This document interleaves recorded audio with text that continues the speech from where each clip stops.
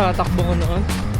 Oo. Nung nag-start tayo, 3K, mga 2 pa lang, hinihingal na ako eh. Kasi nang lalim ng bilis ng hinga ko na eh. Ngayon kikita mo, kahit ang layo Lalo ng mo tagal. mararamdaman yan pag nag-try mo mag-swimming. Sa swimming. Kasi mas nakakapagod din eh, no? Saglit lang, baka isang lap, 2 lap ka lang dun eh. Pero dito ngayon, grabe kahit ang haba na. Wala na yung pagod, wala na yung hingal eh.